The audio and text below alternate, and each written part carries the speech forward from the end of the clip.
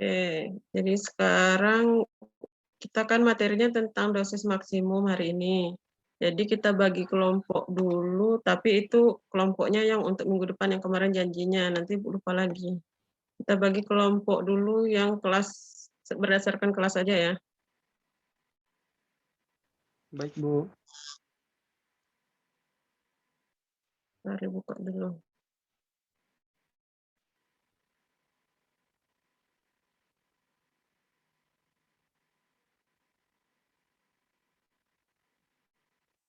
Kelas A,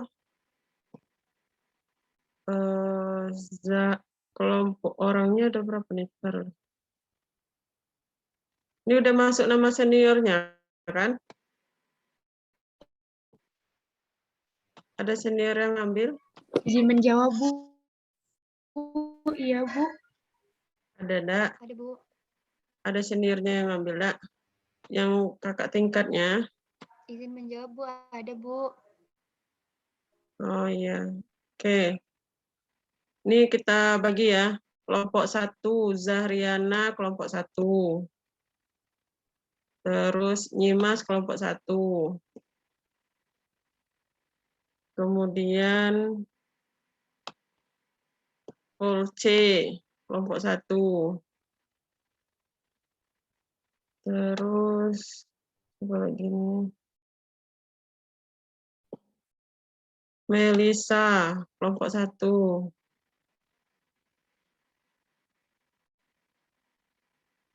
Cindy Berliana kelompok 1.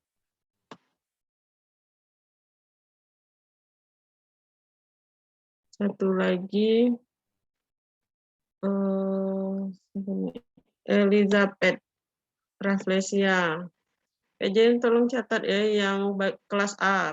Nanti yang B PJ kelas B yang catat. Terus yang kelompok 2 ini Nur Hasanah.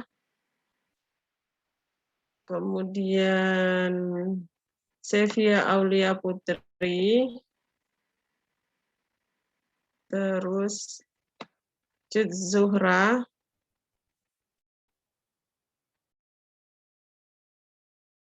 Kemudian Raudatul Jannah. Anjali Rizkia. 351 lagi Agnes Clarissa. Kelompok 3 Siska Ita Amaria.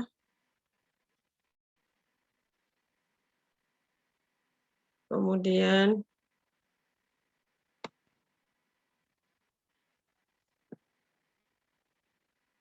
Ismita Putri Ningsih. Delia Sakira. Anissa Hidayati.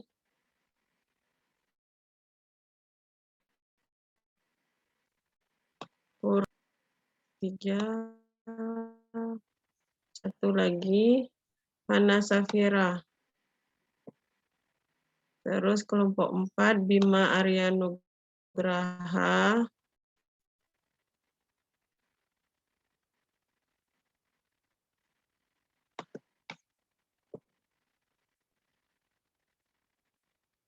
Dia Ayu Lestari. Kemudian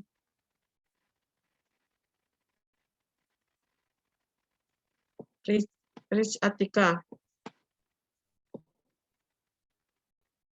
Dwi Melita Sani.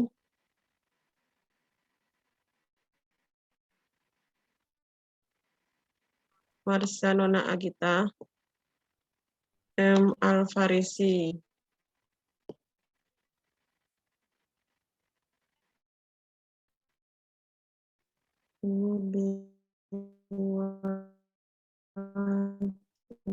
Oke, kelompok selanjutnya. Sertika Andayani. Feza Patricia.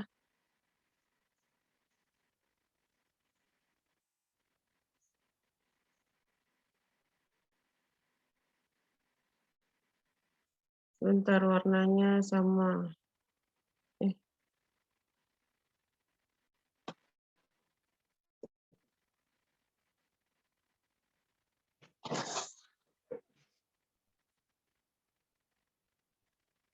Siapa aja tadi barusan Ibu sebutkan?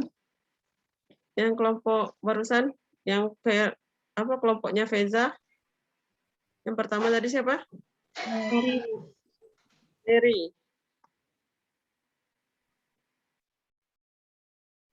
Iya. Iya, Bu. Ntar diwarnai dulu. Mary, terus siapa lagi? Sertika, Bu. Sertika, terus satu lagi Feza ya. Oke, kemudian Siwi. Terakhir Junia.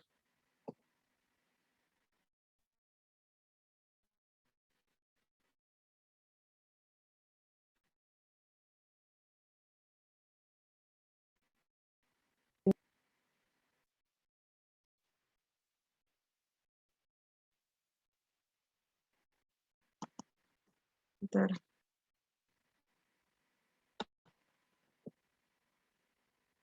Anjali Rizkia, kemudian Rindu, terus Fitria, terus M. Dilham,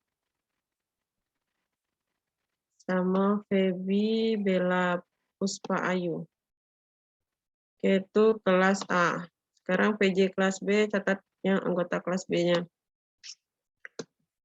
Kelompok 1, Fatima Azhara.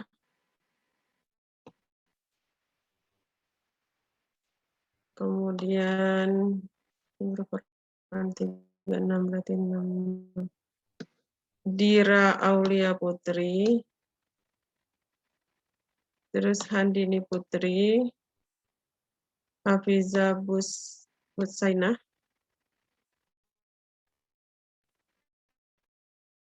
Nur Afifah.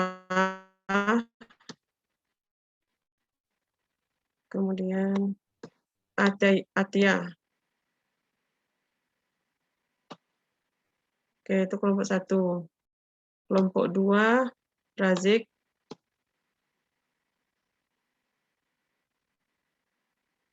Wilda.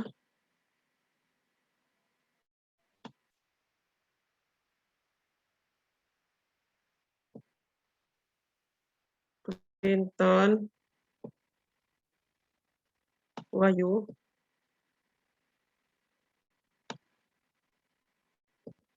Liza Nurhaliza. Fitria Maulina. Kelompok 3,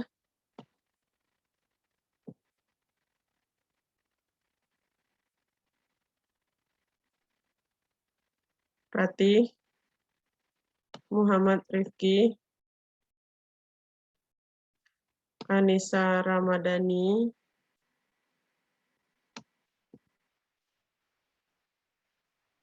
Vito Gusrian.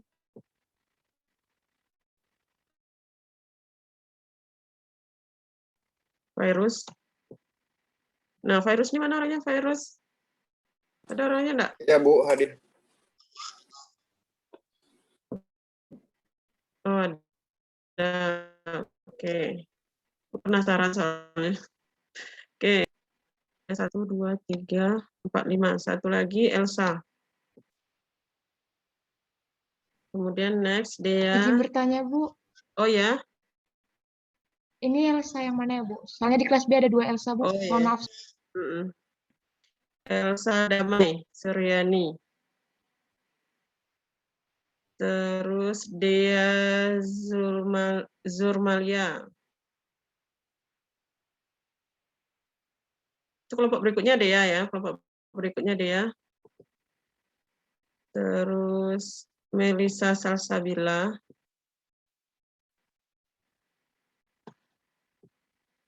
Kemudian Dea Setiandari.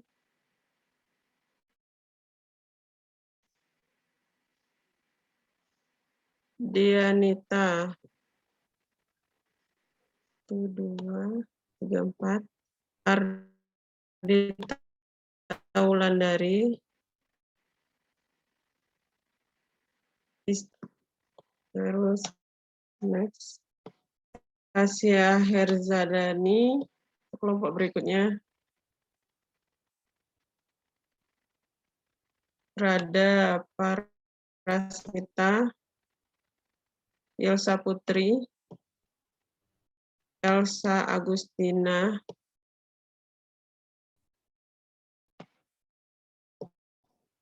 Nur Latifah, kemudian satu lagi Indi Fadila. Nama terakhir itu Elmira, Amelia, Arifah, Balkis, sama Jasmine, itu kelompok terakhir. Jadi minggu depan kalau udah mulai pembagian kelompok, atau udah ada tugas, kalau minggu ini tidak ada.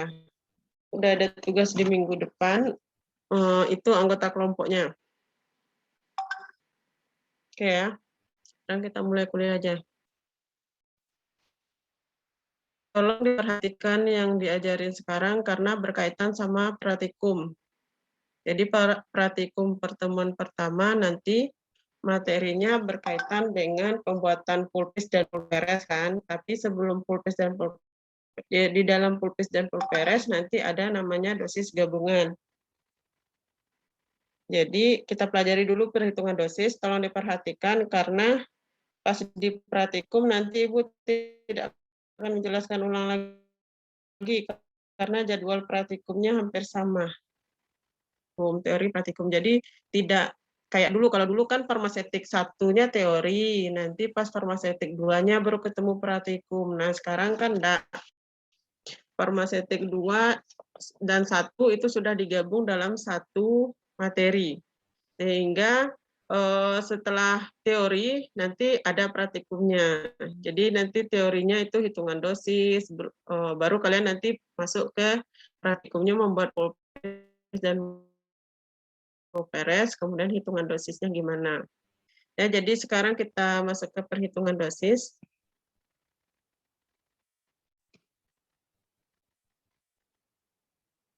Nah, jadi dosis itu merupakan takaran obat yang diberikan kepada manusia untuk memberikan efek fisiologisnya. Jadi dia adalah takaran. Seperti kita ketahui obat itu adalah racun. Jadi kalau dia berlebih dia akan menjadi racun bagi kita. Sehingga kita membutuhkan dosis untuk mendapatkan kadar yang tepat yang dapat memberikan efek ketika kita mengkonsumsinya. Itu pentingnya dosis obat.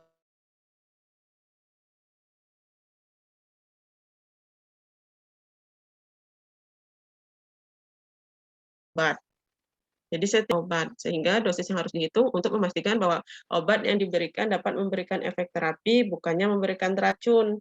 Jadi sehingga kalau seandainya nanti kalian mau menguji suatu obat, itu tetap ada ujung-ujungnya, ada juga kita melakukan penelitian tentang uji toksisitas. Itu pentingnya uji toksisitas dan pada akhirnya akan menentukan dosis. Jadi macam-macam dosis itu ada 4 macam, yaitu yang pertama dosis lazim, ini adalah dosis terapi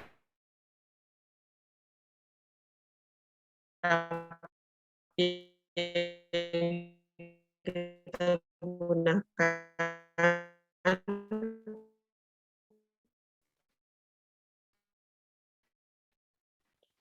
Jadi dosis pada kita. Jadi ada obat-obat tertentu itu ada dosis maksimumnya. Jadi kalau seandainya melewati dosis maksimum, itu kalau kita temukan obat seperti itu harus kita sesuaikan kembali.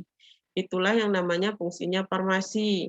Jadi kalau kita ketemu obat dengan dosis maksimum, ini ada pesan apa? Oh. Jadi kalau kita ketemu obat yang melebihi dosis maksimum, itu artinya obat tersebut tidak boleh kita berikan. Jadi kita harus menyesuaikan kembali. Di mana kita mendapatkan data dosis maksimum, ini ada di Farmakope edisi 3. Dan kalian bisa download juga di Google, itu sudah direkap, orang-orang sudah merekapnya, bentuknya seperti ini. Bentar ya.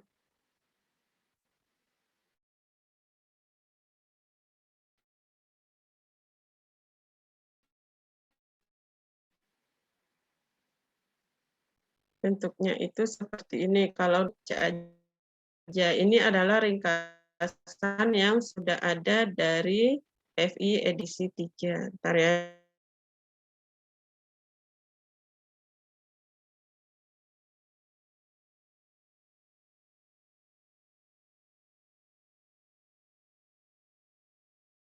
Ya, Ibu. Di sini sudah ada takarannya, dosis biasanya gimana cara kita menyesuaikannya ke anak-anak. Jadi ini adalah rekapan yang sudah ada di Farmakope. Jadi tidak seluruh obat yang harus ada dosis maksimumnya. Kayak kadang contohnya vitamin-vitamin itu tidak ada nama dalam daftar dosis maksimum. Jadi hanya obat tertentu. Di sini kita lihat hanya ada berapa nih. Tidak sampai ini, cuma ada berapa lembar gitu. Nah, tidak seluruh obat ini, pasti ada yang tidak gitu. Namun kalau obat tersebut bahwa dosis yang paling maksimal yang boleh digunakan. Nanti bagaimana cara perhitungannya kalau seandainya dia mau diberikan dalam sebuah racikan, itu nanti ada contohnya. Kemudian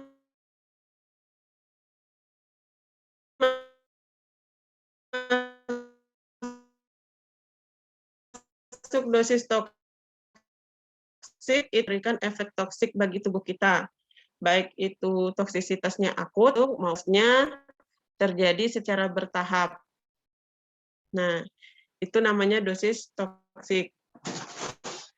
Kemudian ada dosis letal, itu artinya dosis yang menyebabkan kematian.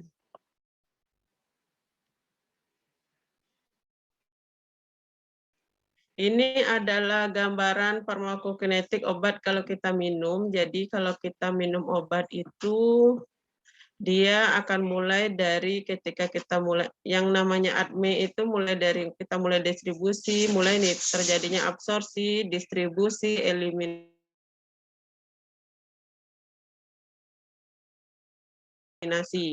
Nah, ini kita akan kenal namanya area under kurva atau area yang di bawah kurva yang memberikan efek. Jadi disinilah area kadar-kadar obat yang memberikan efek. Dan ini bisa kita hitung ketika kalian nanti belajar farmakokinetik. Jadi ini cuma gambaran obat kalau kita konsumsi, dia lama-lama dia di dalam tubuh kita dia akan terserap secara perlahan, kemudian mencapai efek tertinggi di dalam tubuh, dan sehingga dia akan turun kembali. Nah, di sini juga kita bisa melihat bahwa obat tersebut lama-lama juga akan tereliminasi sehingga kita bisa berinteraksi, memiliki interaksi obat yang sangat yang cukup tidak boleh diinginkan, maka obat tersebut harus kita jarakkan penggunaannya. Penjaraan penggunaannya itu biasanya antara 1 sampai 2 jam. Karena biasanya 1 sampai 2 jam itu obat sudah mulai mengalami namanya eliminasi, sehingga efek obatnya jadi lebih kecil. Dan ini dipelajari nanti lebih detailnya di mata kuliah farmakokinetik. Sekarang cuma gambarannya aja. Nah, jadi apa saja yang mempengaruhi dosis? Yang pertama itu berat badan, kemudian umur, luas permukaan tubuh, jenis kelamin, waktu pemberian obat, status patologi penyakit, terapi obat yang diberikan bersamaan, dan bentuk sediaan rute pemberian. Jadi di sini nanti kita akan ketemu di sini adalah cara perhitungan dosis obat itu ada yang berat badan, ada umur, ada permukaan tubuh. Nah, kemudian yang jenis kelamin itu biasanya kita akan ketemu di resep-resep itu kalau seandainya dia laki-laki rumusnya gimana, kalau perempuan gimana. Kenapa tersebut berbeda? Karena pada prinsipnya konsep yang ada dalam tubuh laki-laki dan perempuan itu berbeda. Jadi ada hal spesifik yang membuat dia menjadi nilainya berubah. Secara mungkin logikanya aja kalau kita ngukur asam urat misalnya, yang untuk wanitanya kan berbeda untuk laki-laki. Nah, demikian juga dengan dosis. Namun, yang sering kita temui itu adalah biasanya orang mau cepat aja, karena kalau berat badan kita otomatis akan menimbang berat badan dulu. Kemudian kalau luas permukaan tubuh, kita akan menghitung dulu luas permukaan tubuhnya gimana. Orang cenderung yang paling umum digunakan dalam kalian ketemu nanti pas praktek di apotek atau ketemu sama dokter, itu yang paling umum digunakan itu adalah umur. Nah, kalau yang bagian bawah ini, jadi jenis kelamin sampai ke bawah ini tidak tidak ada rumusnya, cuma nanti kalau ketemu di status patologi penyakit, ini status patologi penyakit, ini kalian akan ketemu kalau orangnya penyakit ginjal. Ini contohnya orang penyakit ginjal. Jadi kalau orang penyakit ginjal itu akan meminum obat dengan jumlah yang berbeda dengan orang yang normal. Kenapa demikian? Karena ginjalnya sudah tidak berfungsi untuk mengeluarkan zat sisa dari tubuh, sehingga kita harus melakukan penyesuaian dosis. Itu ya. Kemudian ini terapi dengan obat yang diberikan bersamaan, contohnya adalah, jangan lupa ya apa yang Ibu jelaskan, kalau penting dicatat. Contohnya terapi obat yang diberikan bersamaan, ini bisa kita lihat di penggunaan obat ini. Obat MAH, aluminium hidroksida, dan magnesium. Obat MAH yang promah, gitu kayak promah contohnya, itu kan isinya aluminium hidroksida Al dan Mg. Nah, zat-zat tersebut itu tidak boleh diminum bersamaan dengan obat-obat seperti tetrasiklin atau ciprofloxacin. Kenapa? Dua obat tersebut bisa berinteraksi yang berefek menurunkan efek salah satu dari obatnya. Nah, hal-hal tersebut akan mempengaruhi dosis karena dia sama-sama misalnya memiliki tempat ikatan obat yang sama. Jadi kalau tempat ikatan obatnya sama, dia otomatis akan saling berebutan. Dan kalau dia berebutan, otomatis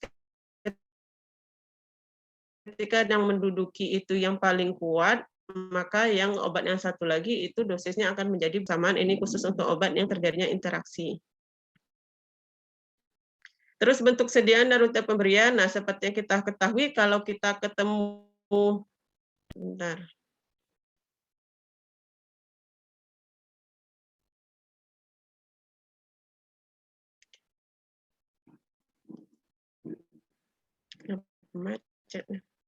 Nah, kalau bentuk sediaan dan rute pemberian, ini kita contohkan kalau kita minum obat minum, itu biasanya dosisnya pasti besar, 500 mg, itu pas yang langsung diberikan secara intravena, itu pasti dosisnya menjadi lebih kecil. Kenapa demikian? Karena kalau tablet, dia akan mengalami proses yang namanya degradasi atau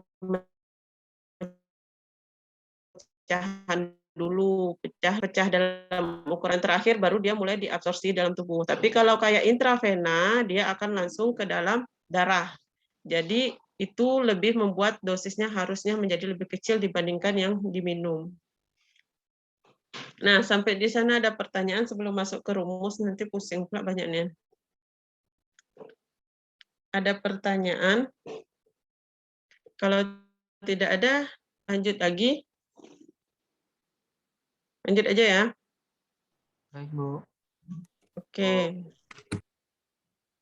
Nah, jadi perhitungan berdasarkan berat badan. Ini jadi kita menghitung dosis itu biasanya digunakan untuk anak-anak. Kenapa? Karena dosis dewasa itu udah ada ketetapannya, jadi biasanya ngikut aja.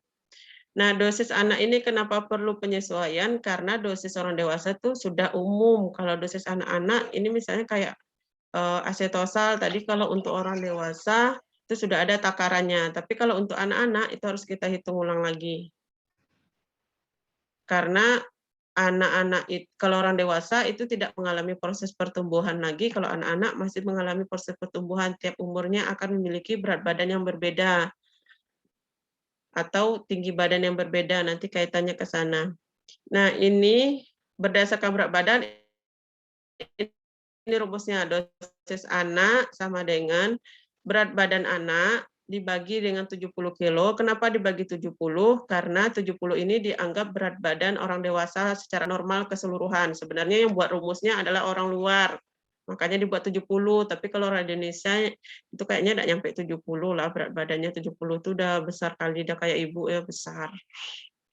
Jadi ini kenapa dibuat 70? Yang buatnya itu orang-orang luar negeri yang membayangkan bahwa berat standar manusia itu adalah 70, makanya dibuatlah rumus seperti ini.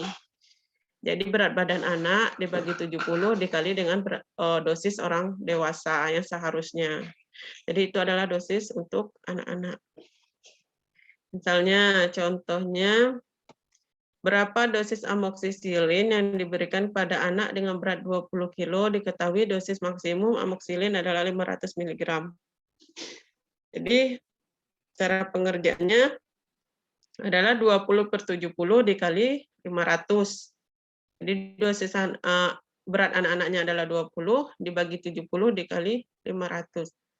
Berapa dapatnya? 20/70 kali 500.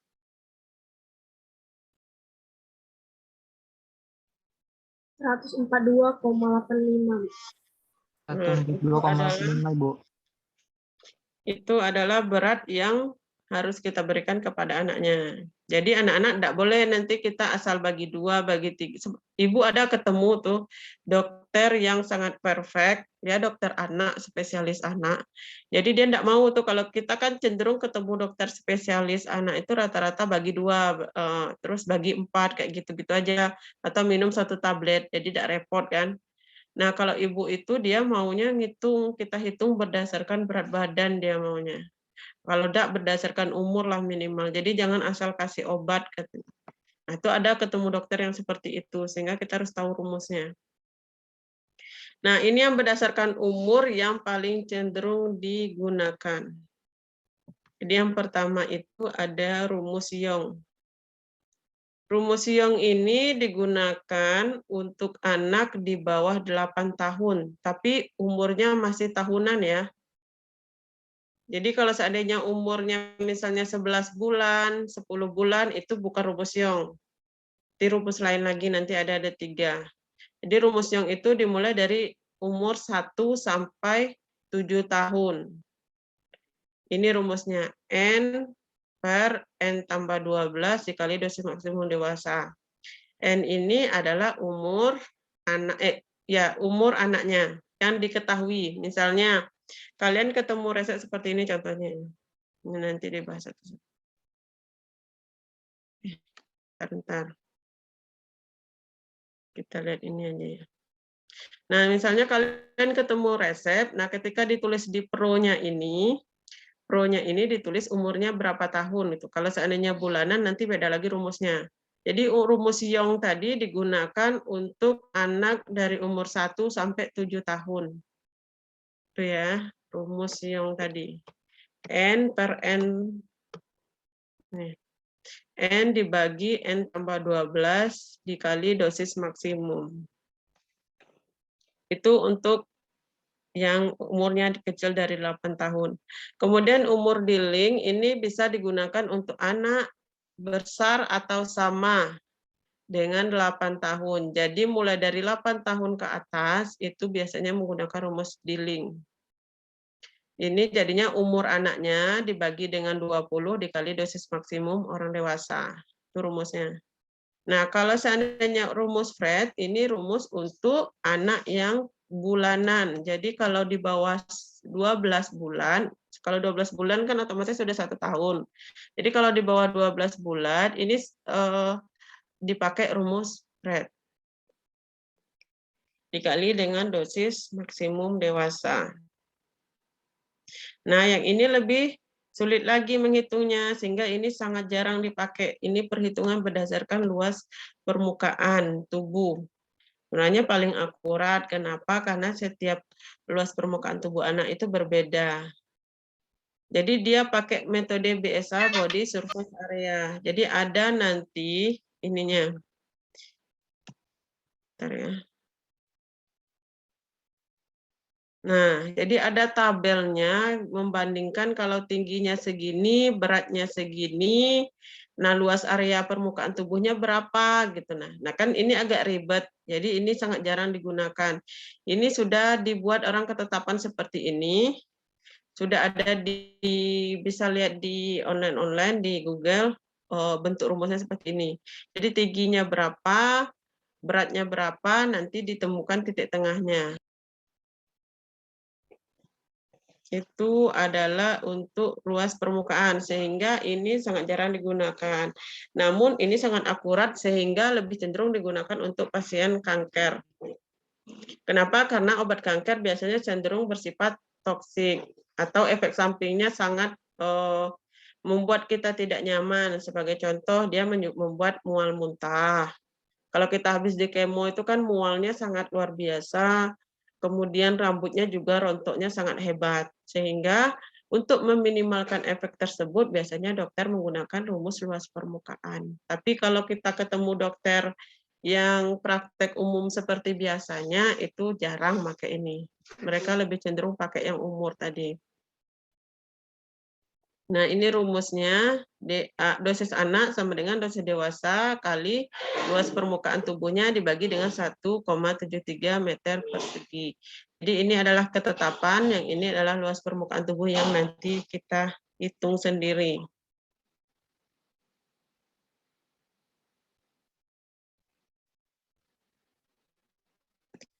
Nah, ini ada ketentuan lain perhitungan dosis. Bagaimana perhitungan dosis?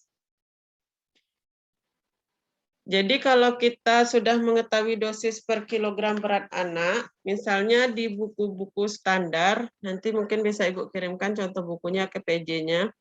Jadi kalau di buku standar itu biasanya seperti British Formularium, British apa ya?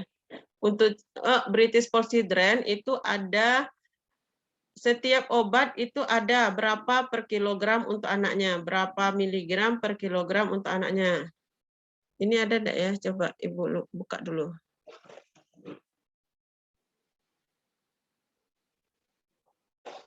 Ada enggak ya?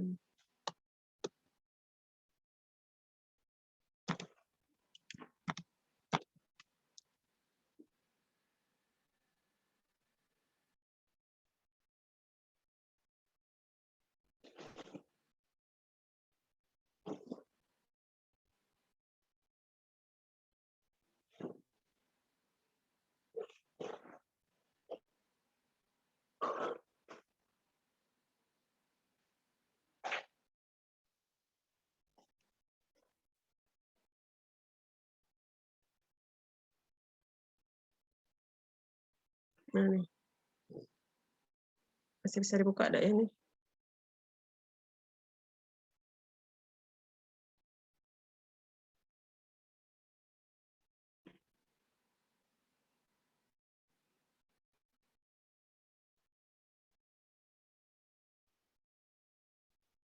Oh, enggak, ini aplikasi.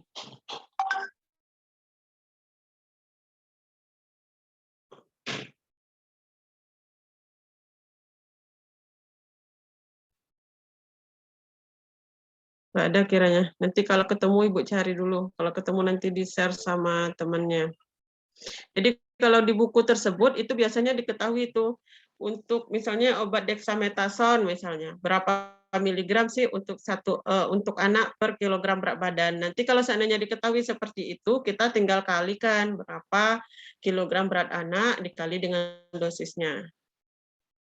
Ini contohnya. Jadi yang diketahui, yang ditanya dibagi dengan yang tersedia.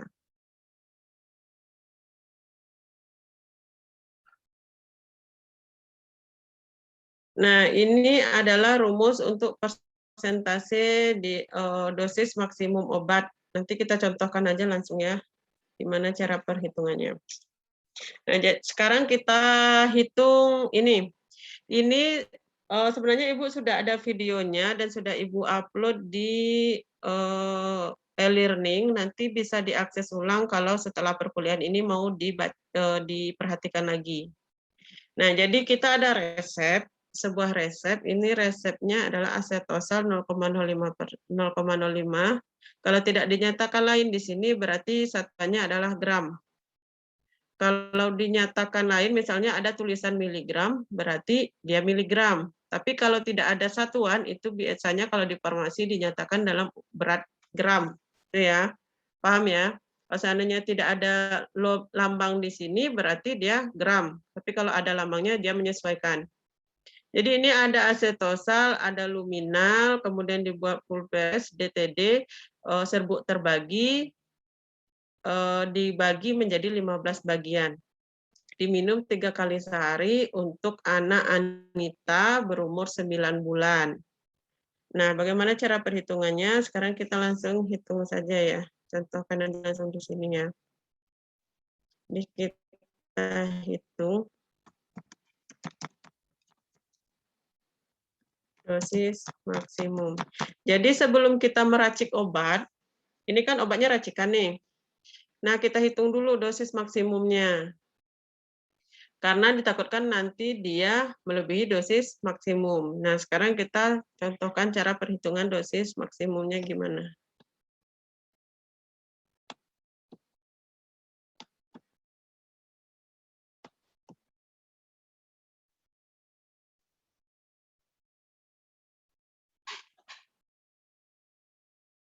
Jadi yang pertama dilakukan adalah kita cek dulu, yang pertama cek kadar dosis maksimum masing-masing obat.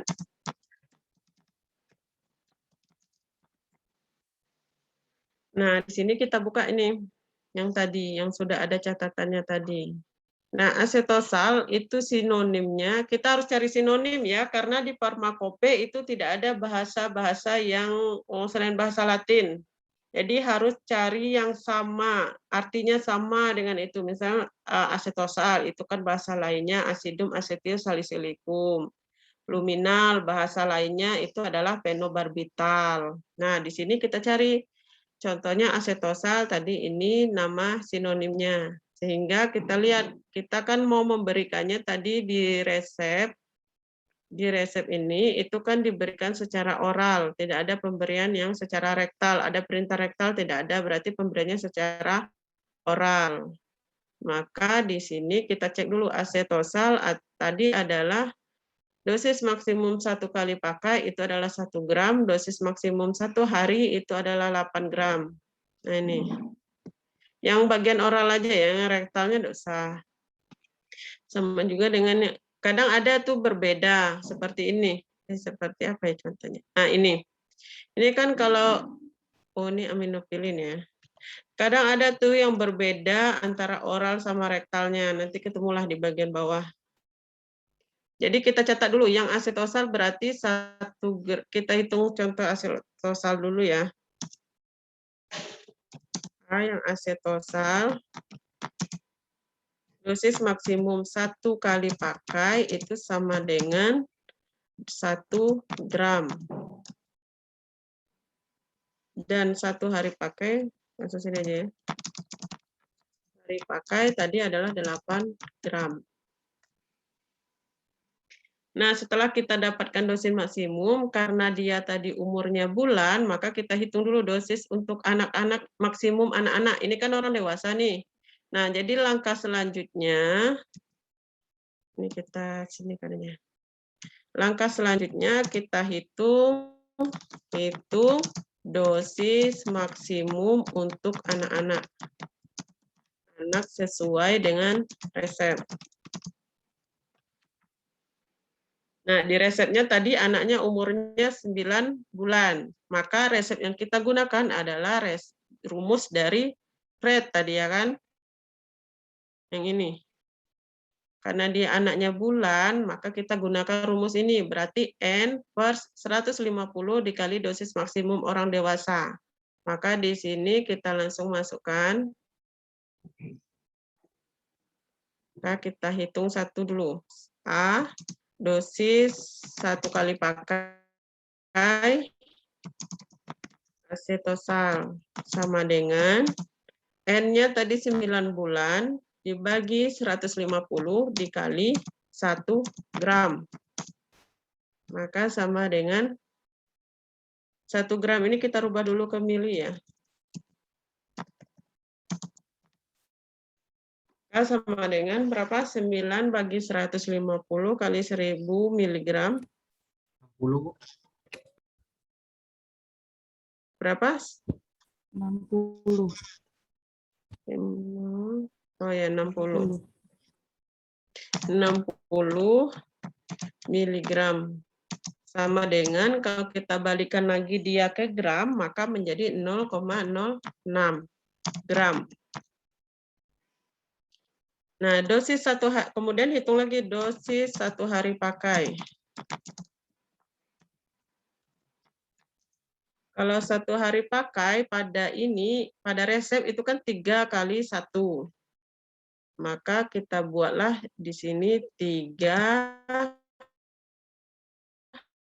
Oh enggak, ini kan udah ada ya, beda ya. Ini sudah ada nilai DM seharinya 8 gram. Itu kalau yang tidak ada DM-nya yang 1 hari pakai. Seperti ini kan contohnya kosong-kosong nih. Nah itu ngitung sendiri nanti. Jadi karena dia sudah ada 8 gram, berarti 9/150 dikali 8.000 miligram. Sama dengan berapa? 9 bagi 150 kali 8.000. 480. 180. 480 miligram.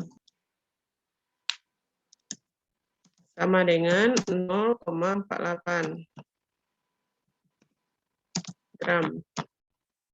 Nah, kita bandingkan ya. Kalau yang tadi, yang di sini tadi, ini adalah dosis untuk 1 kali pakai kan. Ini kan rumusnya dia digunakan untuk pembuatan 1 buah bungkusan obat itu dosisnya segini. Nah, digunakan 3 kali sehari. Maka yang dikatakan dosis 1 hari pakai, kita bandingkan di sini. Jadi tahap yang ketiga itu kita membandingkan antara hasil hitungan dengan yang ada pada resep.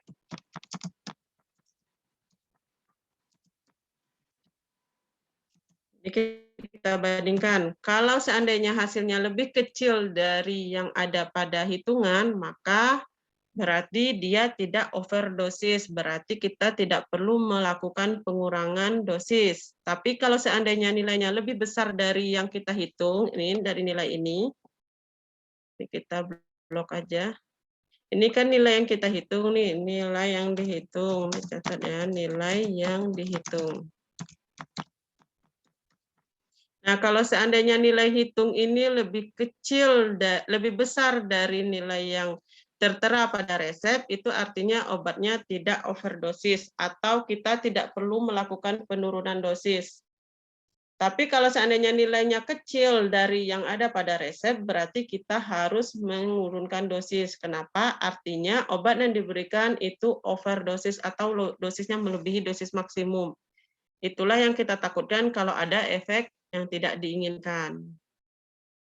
Maka kita bandingkan ya, jadi pada resep ada 0,05, itu jumlahnya kan lebih kecil dari 0,06. Maka kita ambil kesimpulan bahwa ini tidak overdosis.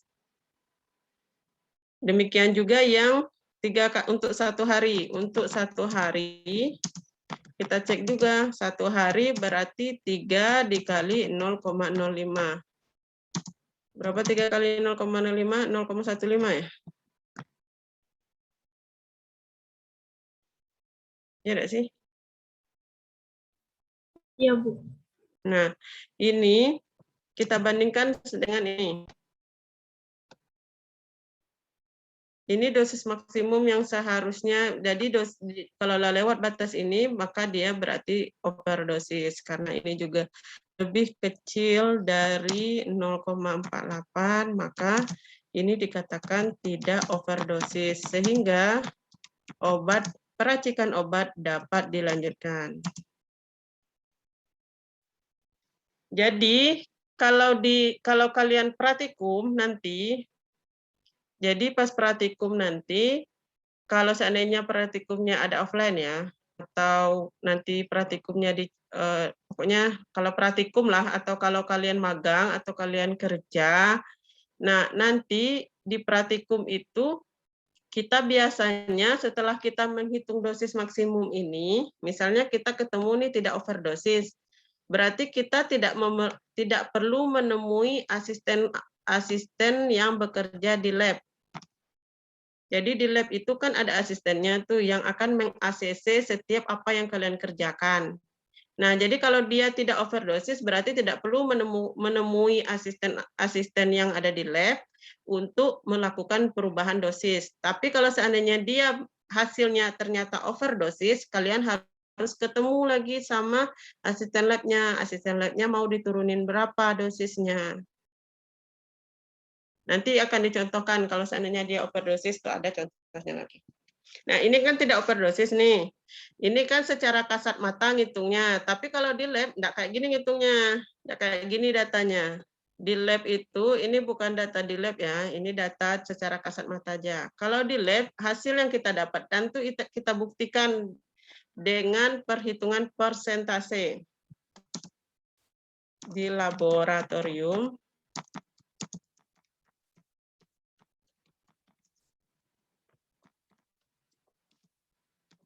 nah, persentase tadi, apa rumusnya? Ini sudah ada di dalam slide ini.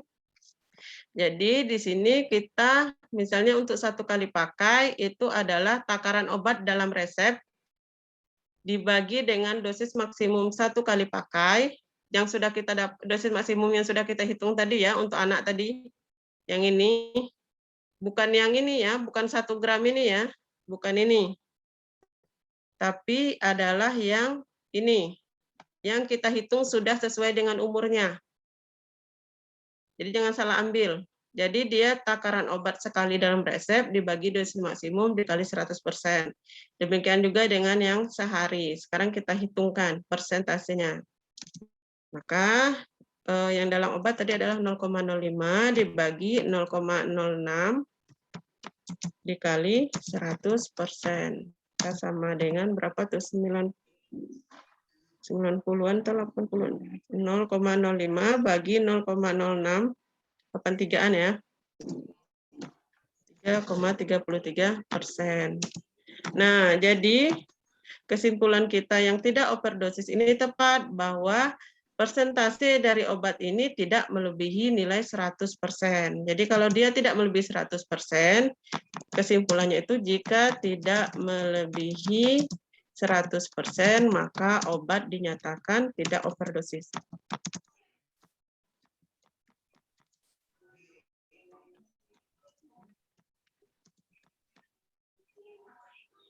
Nah, jadi terbuktilah kalau kita kasat mata tadi kan ini kan secara kita ngelihat sekilas aja.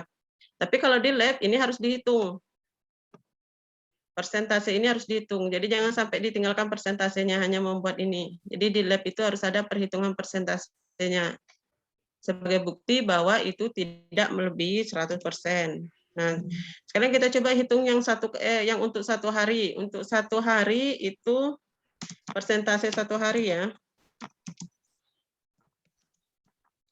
Maka menjadi yang di resep itu adalah 0,1. Salah, itu luminal. 0,15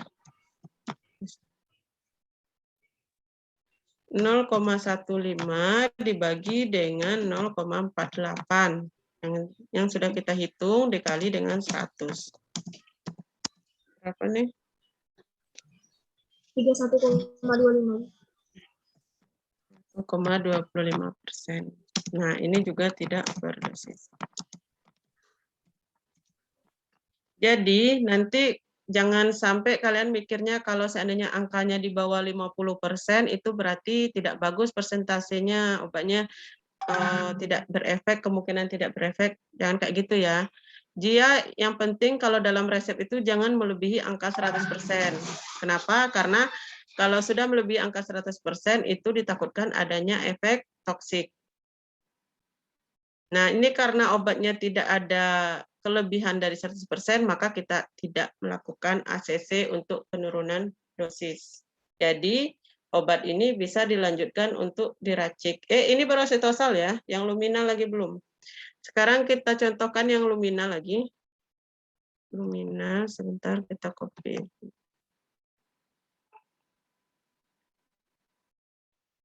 Luminal, ini kita hapus sini aja.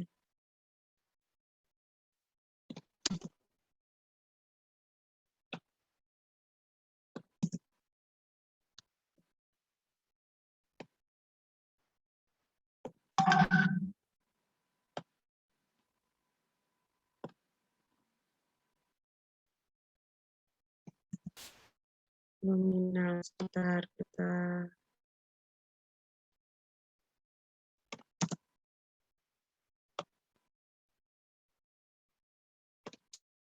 Nah, sekarang yang luminal. Luminal itu nama lainnya adalah fenobarbital, jadi di sini kita cari namanya yang fenobarbital.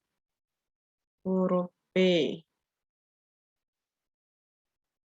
Nah, nih. Fenobarbitalum. Nah, di sini dijelaskan bahwa jadi ini di sini kita membuktikan bahwa tidak harus 3 kali ya, 3 kali dari 1 kali pemberian. Jadi ini adalah 300. Nah, di sini 1 hari pakainya cuma 600. Jadi ini bisa jadi 2 kali gitu. Nah, makanya harus cek-cek sesuai dengan yang tertera pada farmakope edisi 3. Sekarang kita masukkan angkanya.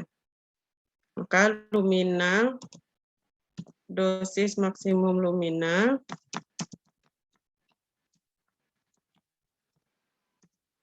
1 kali pakai sama dengan 300 mg dan 1 hari itu adalah 600 mg. Kemudian hitung dosis maksimumnya. Hitung dosis maksimum sama seperti tadi, berarti dengan umurnya 9 bulan, maka dosis maksimum 1 kali pakai luminal sama dengan adalah 9 dibagi 150 dikali dengan 300 mg. Dapat berapa nih? 1,8, Bu. Nah, 1,8.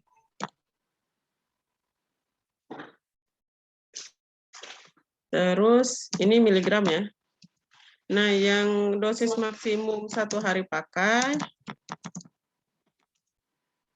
sama dengan 9 dibagi 150 dikali 600. Sama dengan berapa?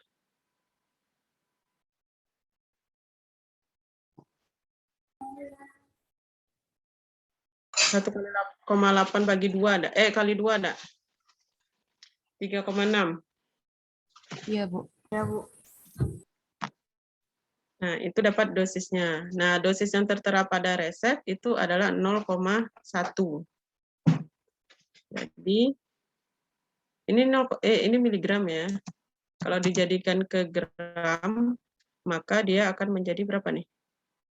0,0 berapa? 0,1 ya? Bentar yuk. 1,8 kali 1000 bagi 1000.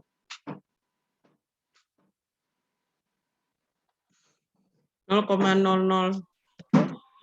Enggak usah, ini enggak usah dijadikan gram karena kecil sekali, jadi kita buat ini yang menjadi miligram ya. Karena ini satuannya kan gram, ini menjadi miligram.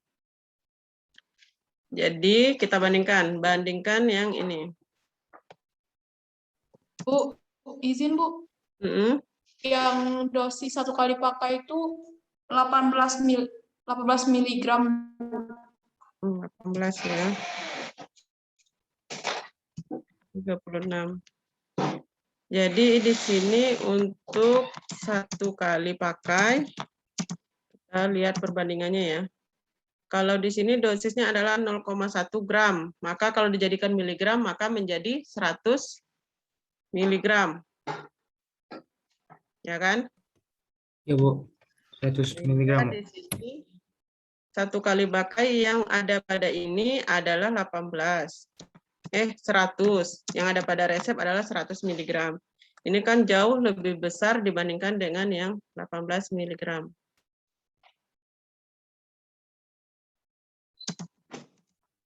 Maka secara tidak langsung ini kita dapat menyimpulkan bahwa ini obat ini overdosis. Demikian juga yang 1 hari. 1 hari ini apa tadi adalah 100 dikali 3, maka 300 ya. Pemberian obatnya yang pada resep ya. Ini jumlahnya sangat besar jika dibanding dengan 36 mg. Maka ini juga overdosis.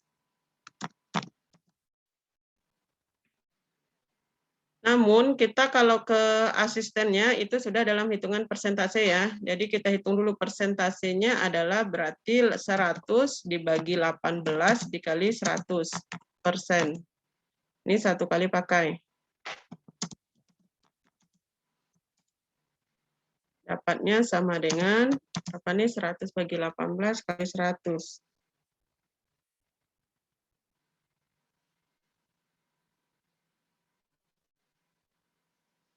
555 besarnya ya, 0,55%. Kemudian yang 1 hari sama dengan 300 bagi 36 kali 100%. 833,33. 133,33. 833,3. Nah, ini kan persentasenya di luar batas nih, berarti kan ada kesalahan dalam pemberian obatnya untuk bayi yang 9 bulan. Maka di sini kalian temuilah asistennya bahwa ini mau minta diturunkan berapa. Misalnya ini kan sudah over nih, overdosis. Ini resepnya juga ngawur nih kayaknya. Maksud sampai segitunya dokter yang ngasih dak. Nah, jadi ini kan sudah overdosis. Nanti asistennya pengennya turunnya berapa? Misalnya asistennya minta diturunkan jadi 95% saja. 95% dari yang diberikan. Maka hitungannya menjadi, ini juga dia minta turun. Ini bebas ya, asistennya mau apa ini bebas. Misalnya asisten minta 70, kita turunin 70. Kalau asistennya minta 50%, turunin 50%. Nah, ini misalnya 80% misalnya. Menjadi 80%. Maka hitungannya adalah, ini kalau dia overdosis ya, maka kita hitung berapa miligram yang kita butuhkan jika dia kita turunkan menjadi 95%. Maka 95 dosis yang diinginkan ditanya dibagi dengan yang diketahui adalah 55,55% dikali dengan sediaan obat. Maka berapa tadi, 95 bagi 17,1, Bu. 5,55 kali 100 ya. Maka dapatlah 17,1%, 1 miligram. Kenapa persennya tidak ada lagi? Karena di sini sudah persen di atas ya. 2%, jadi persennya hilang. Satuan persennya. Demikian juga yang untuk hari adalah 80, dia minta 80, berarti 80% dibagi 833,33 dikali dengan jumlah untuk 1 hari pakai. Sama dengan 28,8 miligram. Nah, ini dilihatkan ke asistennya. Kalau sudah benar kata asistennya, berarti kalian boleh melanjutkan pembuatan sediaan. Jadi sediaan yang akan kita buat atau di sini kan satuannya adalah 0,1. Di sini yang kita dapatkan yang seharusnya sebaiknya kita berikan kalau seandainya pengen di bawah nilai overdosis itu adalah 17,1 mg dan 1 hari pakai itu 28,8 mg. Nah, kalau seandainya ini sudah kita dapat, kita harus minta ACC lagi. Atau kalau seandainya kalian lagi magang di apotek, kalian harus minta persetujuan dokternya untuk merubah isi resepnya. Di mana kadar dari luminal itu harus kita sesuaikan dengan dosis maksimum. Nah, kalau di laboratorium berarti ini, hasil ini itu harus ada ACC, asisten labnya. Hasil yang kalian dapatkan ini itu sudah harus ada ACC, enggak kelihatan ya. Nah, nih. ACC asisten labnya. Nah, baru kalian ngerubahnya, hitunglah bentuk sediaannya sesuai dengan jumlah ini. Itu ya. Cara perhitungan jumlah berapa yang mau diambil nanti Ibu jelaskan saat pas mau asistensi praktikum aja. Sekarang hitungan dosis aja dulu. Nanti pas asistensi Ibu nggak jelasin hitungan dosis lagi.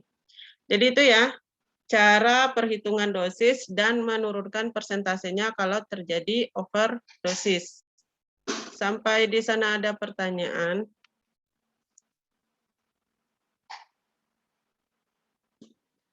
Paham?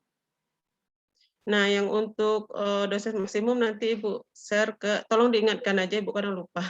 Nanti di-share ke, ini sudah ada ya, di-share ke PJ-nya. PJ lokal A silakan di Japri, PJ lokal B juga Japri. Nah, jadi tahapan pengerjaannya tadi sesuai dengan yang Ibu tuliskan. Yang pertama,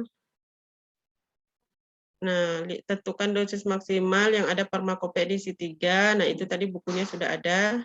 Sesuaikan dengan rumus, kemudian bandingkan dengan resep, hitung persentasinya, dan pastikan bahwa tidak overdosis. Nah, dosis gabungan dan dosis sinergis ini nanti aja. Nanti pusing pula banyak yang ngitung dari tadi, dak. Itu aja dulu, biar tidak ada kacau hitungannya. Nah, ini cuma sekilas saja. Jadi kalau seandainya ada ketemu soal seperti ini hitungan lain. Jadi kita tidak perlu pakai rumus, misalnya berapa mililiter sendok teh sirup yang harus diberikan jika pasien membutuhkan 500 mg amok, sedangkan sediaan yang ada dia sirupnya adalah 125 mg dalam 5 ml. Maka kalau untuk menghitungnya berapa milinya, maka kita bagi aja ini 500 bagi 125 berapa? 4 kan? 4 dikali dengan 5, maka kita membutuhkan 20 ml. Jadi 20 ml itu sama dengan 4 sendok teh. Karena 1 sendok teh itu 5 ml. Kemudian pasien membutuhkan ibuprofen 600 mg, sediaan yang ada itu ada 200 mg. Berapa tablet yang harus diminum pasien? 3. 3. Nah, ini berapa mililiter heparin yang harus diberikan jika yang dibutuhkan hanya 5.000 unit, yang tersedia 10.000 unit per mililiter. Berarti yang diberikan adalah 0,5. Jadi ini semua, dari sini semua, ini hampir sama nih. Maka rumusnya adalah yang ada, yang tersedia, yang dibutuhkan dibagi dengan yang tersedia, dikali dengan berapa mililiter yang mau dipakai mililiter. Tapi kalau ada mililiter berarti 600, yang tersedia, yang kita butuhkan, yang kita butuhkan dibagi dengan yang tersedia. Ini sering kalian temukan pada resep dokter. Kalau dokternya minta racikan, maka kita harus ngitungnya kayak gini. Jadi yang dia butuhkan berapa miligram, yang tersedia di apotek berapa. Jadi sebanyak itulah yang kita racik. Biar paham, tugasnya adalah cari resep dokter yang racikan. Kemudian kalian buat perhitungannya. Berapa jumlah obat yang dibutuhkan dalam resep tersebut. Bahas per kelompok, nanti minggu depan Ibu acak kelompok siapa yang harus presentasi.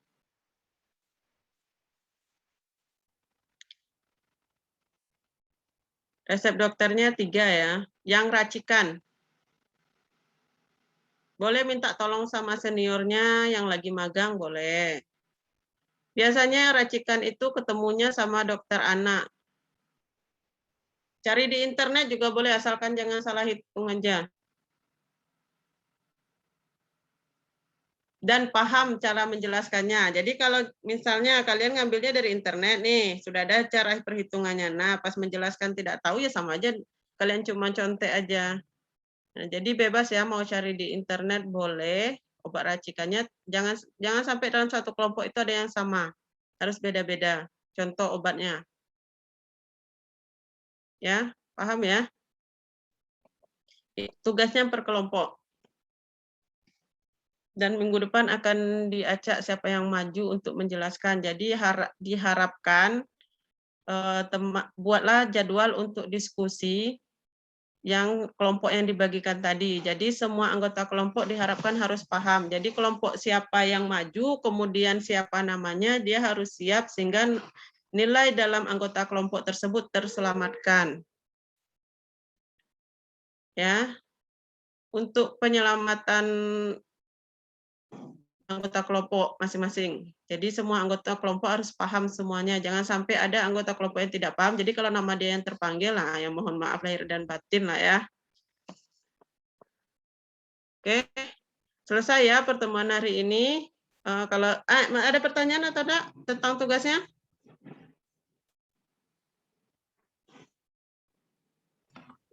Izin bertanya, Bu. Ya, boleh. Untuk tugas tadi per orangnya satu-satu ya, Bu, per kelompoknya gitu, Enggak. satu orang beda-beda gitu, Bu. Per kelompok aja. Nanti kalau per orang satu-satu susah nyarinya. Kalau per kelompok kan bisa minta tolong kelompok ini siapa yang punya teman dekat atau cari di Google. Yang jelas dalam satu kelas itu tidak, dalam kalian satu angkatan itu tidak ada resep yang sama persis. Tapi kalau dibolak-balik, enggak, pokoknya enggak ada resep yang sama persis.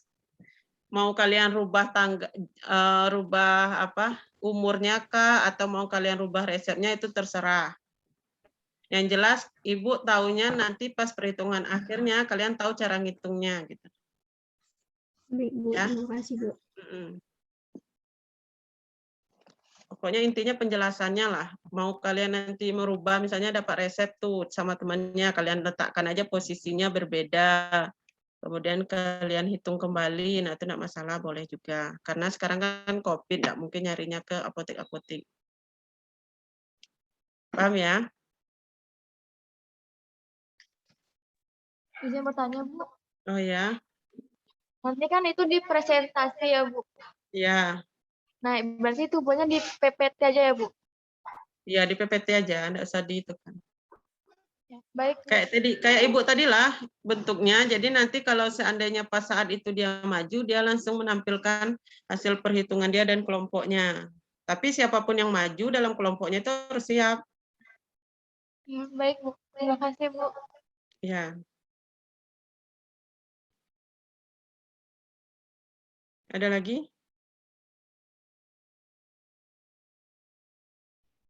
Oke, tidak ada ya. Kita tutup aja perkuliahan hari ini. Minta tolong PJ-nya rekaman hari ini di-upload di Google Drive ya. Kasih ke Ibu nanti linknya. Oke ya, kita tutup pertemuan kali ini. Assalamualaikum warahmatullahi wabarakatuh. Waalaikumsalam warahmatullahi wabarakatuh. Terima kasih, Bu. Ya. Terima kasih, Bu.